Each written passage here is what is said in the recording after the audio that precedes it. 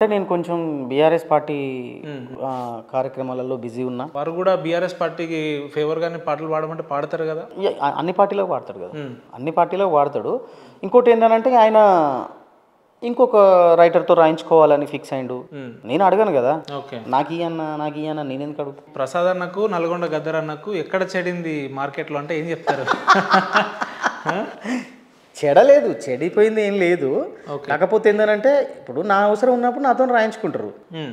నా అవసరం తీరిపోయినప్పుడు ఇంకొకరితో రాయించుకుంటారు. హ్మ్. అది నేను రచయితగా ఆయనకు ప్రాజెక్ట్ వచ్చింది కాబట్టి ఆయన ఇష్టం ఉన్న రచయితతో రాయించుకోవచ్చు. అది ఆయన స్వేచ్ఛ.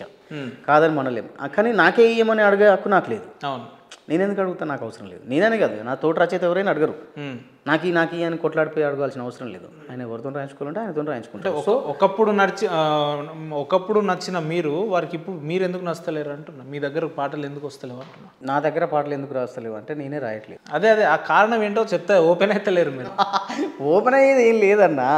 నాకు ఇప్పుడు ఆయన ఒక పాట పాడితే 4 లక్షలు 5 లక్షలు డిమాండ్ చేస్తాడన్న. వాస్తవం, ఇది అందరికీ తెలిసింది. నేను రాస్తే నాకు మినిమం ₹1,00,000 ఇవ్వాలి అవును, అని నేను అడుగుతా. ఇవ్వాల్సింది. ఇవ్వనప్పుడు రాయను, ఓకే. అంతే. ఆ పాట క్రెడిట్ మొత్తం మీకు వస్తున్నప్పుడు మీకు ₹1,00,000 ఇవ్వడంలో వాళ్ళకున్న ఇబ్బంది ఏంది? సో నేనేం చేసిన, రాయించుకుంటాడు, లేకపోతే లేదు. వేరే వాళ్ళకు గదే ₹1,00,000 2,00,000 50,000 30,000 ఇచ్చి రాయించుకుని ఇబ్బంది ఏం లేదు. మాట్లాడతారా గద్దర్ అన్న మీరు? ఇప్పుడు ఇద్దరు సత్సంబంధాలు ఉన్నాయా, తెగిపోయినాయా? ఉన్నాయిలే కానీ ఉమ్. ఓకే మాట్లాడుకుంటాం. ఉమ్. కానీ రాయను, లైఫ్లో రాయను ఆయనకు పాట. లైఫ్లో రాయరా? లైఫ్లో వారితో మాట్లాడరా? మాట్లాడతా కానీ జీవితంలో ఇంకా రాయరు. జీవితంలో ఆయనకు పాట రాయను. ప్రసాద్ అన్న మీరు ఆన్ రికార్డ్ చెప్తున్నారు, జీవితంలో మానుకోట ప్రసాద్ అనే వ్యక్తి నల్గొండ గద్దర్కి ఏ పాట రాయడు. రాయను, ఆన్ రికార్డ్ మళ్ళీ ఆన్ రికార్డ్ చెప్తున్నా. పూర్తి స్వేచ్ఛతోటే చెప్తున్నారు. అవును, నేను రాయను ఆయనకు పాట. ఎందుకు ఇంత పెద్ద మాట ఎందుకు మాట్లాడాల్సి వచ్చింది? రాయనన్న, అంతే. ఇప్పుడు నువ్వు ఉన్న ఎగ్జాంపుల్కి నేను ఓపెన్ అవుతా. ఇప్పుడు నువ్వు నాతో పని చేయించుకుంటున్నావు. నీకు ₹100 వచ్చినప్పుడు నాకు ₹20 ఇచ్చి పని చేయించుకున్నావు. తప్పేముంది? ₹20 పని ఇంకో అతనికి పోయినాయి, ₹10 ఇంకో అతనికి పోయినాయి, ₹50 నీకు మిగిలినాయి. కానీ నీకు 200 వచ్చినప్పుడు నాకు కూడా అంతే భాగం ఇవ్వాలి కదా. నన్ను పక్కకు పెట్టి నువ్వు ఇంకొకరితో పోయే అవకాశం ఎక్కడిది? అదే ఇప్పుడు నీకు ఇక్కడ ఎగ్జాంపుల్ అన్నా, ఇదే రామన్న పాట రాసినప్పుడు నాకు 30,000 ఇచ్చినావు నువ్వు రాయనీకే. ఎలక్షన్స్ వచ్చేసరికి ₹1,00,000 ఇచ్చి ఇంకో రచయితతో రాయించుకున్నావు నువ్వు. ఓకే. నీ కష్టాల్లో ఉన్నా నేను, నీకు నువ్వు 4,000 ఇస్తే పాట రాసిన నేను, 40,000 ఇస్తే పాట రాసిన నేను కదా. ఎవరు లేనప్పుడు ఉన్నారు, ఎవరు లేనప్పుడు ఉన్నా నేను. మరి నీకు 4 లక్షలు వచ్చినప్పుడు నాకు 1,00,000 ఇచ్చి రాయించుకోవడానికి నీకేమైంది? ఓకే. నువ్వు ఎవరినో ఒక రచయిత పాపం పేదోడు బాగుపడ్డాడు, వాడు బాగుపడాలి కాదని నేను అన్న, అంత తప్పేం లేదు. నువ్వు నన్ను కూడా బాగు చేయొచ్చు కదా అంటా నేను.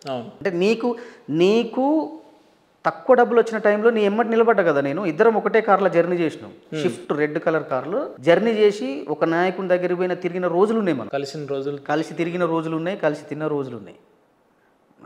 అది నాకు మండదా, కోపం రాదా? అంటే ఈ కారణం ఏమై ఉంటుంది అంటే సోషల్ మీడియాలో ఒక్కసారికి హైప్ రావడంతో మిమ్మల్ని వదిలేయడం ఇది ఒక కారణం అనుకోవచ్చా? అంతే.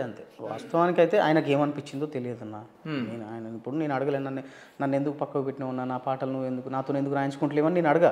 ఎందుకంటే నాకు కావాల్సినంత పని నాకు ఉంది, నేను చేసుకోవాల్సినంత పని నాకు ఉంది.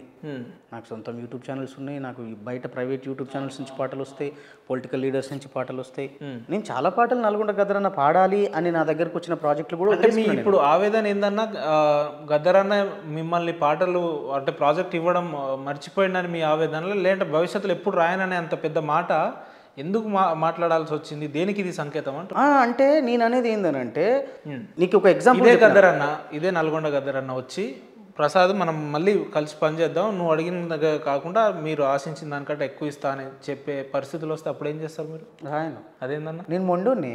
ఓకే. నేను మొండోని కాబట్టే ఇవన్నీ చాలా ఒడిదొడుకులు దాటుకొని ఈడి దాకా వచ్చి నిలబడ్డా నేను. నాకు మానుకోట ప్రసాద్ అనే పేరు ఉత్తిగేం రాలే. ఓకే. నేను చాలా మొండోని, మా నాన్నతో ఫైట్ చేసి, మా అమ్మతో ఫైట్ చేసి, కుటుంబంతో ఫైట్ చేసి, నేను చేసుకున్న పిల్లే ఇంటర్ క్యాస్ట్ మ్యారేజ్. నేను గౌడు, నా భార్య ఎస్సీ మాదిగా, ఊరందరితో ఫైట్ చేసి చేసుకున్నా నేను. ఓకే. అంత మొండోని నేను. అంటే భవిష్యత్తులో నల్గొండ గద్దర్ గారి పాట రాయని ఫిక్స్ అయిపోయారు మీరు? రాయను నేను. అంటే నేను ఒకటే చెప్తాను. ఇప్పుడు ఎగ్జాంపుల్, ఒక నాయకుడు వచ్చి నాకు పాట కావాలి, నల్గొండ గద్దర్ పాడాలి అన్నాడు అనుకో, నేను పాట రాస్తా భయ్. ఆయనతో మాట్లాడుకోవాల్సింది మీరు. పిలుచుకోవాల్సింది మీరు, స్టూడియోకి రప్పించుకోవాల్సింది మీరు. దగ్గర ఉండి నేను స్టూడియోలో ఉండి మ్యూజిక్ చేయిస్తా. అవును, ఆయన పాడుతున్నప్పుడు ఆ పదాలు ఏమన్నా తప్పులు పోతే చెప్తా. కానీ స్వయంగా ఆయన రాయమంటే స్వయంగా ఆయనకు పాట రాయను. ఓకే, ఇది మాత్రం ఫిక్స్. ఆయన ఇన్వాల్వ్మెంట్ ఉంటే మీరు రాయరు ఇక. రాయను, అసలే రాయను. ఆయన ₹1 ఇచ్చిన రాయను. ఇదంతా చూస్తుంటే మీ ఇద్దరికి ఏదో తీవ్రమైన వివాదం జరిగిందేమో, మా మనస్పార్థాలు వచ్చినాయేమో ఇద్దరికైనా. లేదన్నా, మనస్పర్ధలు రాలే, మనసు బాధపడ్డది అంతే. ఈ రెండింటికి తేడా ఏందన్నా? మనస్పార్థం ఏంటి? మనస్పర్ధలు ఏంటంటే ఇప్పుడు నువ్వు నేను గొడవ పెట్టుకోవడం, నువ్వు నీ మీద నేను బయట చాడీలు చెప్పడం, నా మీద నువ్వు చాడీలు చెప్పడం, ఇది మనస్పర్ధలకు సంబంధించిన విషయం. నువ్వు నన్ను హట్ చేసే విధంగా ప్రవర్తించడం అనేది మనసు బాధపడదు. సరే, హట్ చేసింది తన తప్పు తను తెలుసుకొని మళ్ళీ కలిసి పని అంటే ఆయన నా వల్ల హట్ అయిందా, ఆయన వల్ల నేను హట్ అయినా మొత్తానికి అయితే చెడింది అంతే ఇక. ఓకే, భవిష్యత్తులో ఇది ఎక్కడ కలిసే ప్రయత్నం లేదు. లేదా మొత్తానికి ఒక 30 పాటలు మీరు పాడిచ్చిరు అనే సంగతి వాస్తవంగా మీ అభిమానులకు తెలియదు. పాడిచ్చుడు మీన్స్ ఆయన తెచ్చుకున్న ప్రాజెక్ట్లే రాసిన. నా ఛానల్కి ఆయన జై భీమ్ పాట పాడిండు. వెలివాడల మాత్రమే వెలిసెర బొమ్మ, ప్రతి వాడన నిలుపగలిగే యోధులేరమ్మ, ఒక వాడకు మాత్రమే పరిమితమాయే. ఈ పాట జై భీమ్ జనగుండె నినాదం, అందరం ఒకటై గెలవాలి సమాజం, మాకెందుకు మాది కాదు ఈ నినాదం అని అవగాహన లేకున్నది కొంత సమాజం. అరే రాజ్యాంగం ప్రతిఫలాలు పొందుతూ జనం, అది అంటేందని తెలువని అవివేకుల దేశం, జీవితాన్ని దారవోసినాడు రమణకై.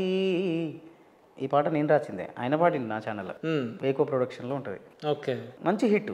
అవును, నేను అనేది ఏంటంటే అన్న, నల్గొండ గద్దరన్న నాకు శత్రువు కాదు. ఓకే, నల్గొండ గద్దరన్నకు నేను శత్రువుని కాదు, నాకు అన్ననే ఆయనే. ఓకే, నేను ఇప్పటికీ కలిసినప్పుడు నమస్తే అన్న అంట, నమస్తే రా బాగున్నావా అంటాడు, మంచిగానే మాట్లాడుకుంటాం. బట్ నీకు ఎక్కువ లాభం చేకూరే టైంలో నన్ను పక్కకు పెట్టినవు అనేది ఏదైతే ఉందో అది నాకు నచ్చలేదు. అది స్వార్థం అని అంటారు. స్వార్థం నాకు నచ్చలేదు. అంటే కష్టాలలో ఉన్న వాళ్ళని మర్చిపోవడం అని అంటే నిజంగా స్వార్థమే అంతే. ఎన్నెళ్ళ సావాసమన్నా మీది నల్గొండ గద్దర్ గారిది? మామూలుగా నల్గొండ గద్దర్ అన్న నాకు 2014లో పరిచయం. అంటే 14 కంటే ముందు ఉద్యమంలో నేను నల్గొండకు పోయినప్పుడు అక్కడిక్కడ చూసి బాగా, అరే నువ్వు బాగా డ్యాన్స్ చేస్తావురా, బాగా పాడుతావురా, వేదిక మీద అటు ఇటు దునుక్కుంటూ పాడుతావురా, బాగా అభిమానించేవాడు. నేను ఓంకార్ నగర్లో చిన్న రేకుల షెడ్లో ఉండేటోడిని. ₹1000 రెంట్ నాది ఇల్లు. ఓకే, ₹1000 రూమ్ రెంట్, ఒకటే సింగిల్ రూమ్. ఆ నుంచి ఆడికి వచ్చిండు, నా ఇంటికి వచ్చిండు, అక్కడి నుంచి ఆయన కార్లు చాలా జర్నీ చేసినాం. అంటే ఇప్పుడు మీరు బీఆర్ఎస్ పార్టీకి ఫేవర్గా ఉన్నారు, ఇప్పుడు వాటికి సంబంధించిన పాటలు రాస్తున్నారు, అట్ ది సేమ్ టైం పాడుతున్నారు. అవును. ఎక్కడన్నా బహిరంగ సభలు ఉన్నప్పుడు కూడా నిర్విరామంగా స్పీచ్లు ఇస్తూ ఉన్నారు. స్పీచ్ ఏం కాదు, ప్రోగ్రామ్ మనదే ఉంటుంది. నేను సందీప్ అని మా ఫ్రెండ్ ఇద్దరు ఉంటాం, మేమే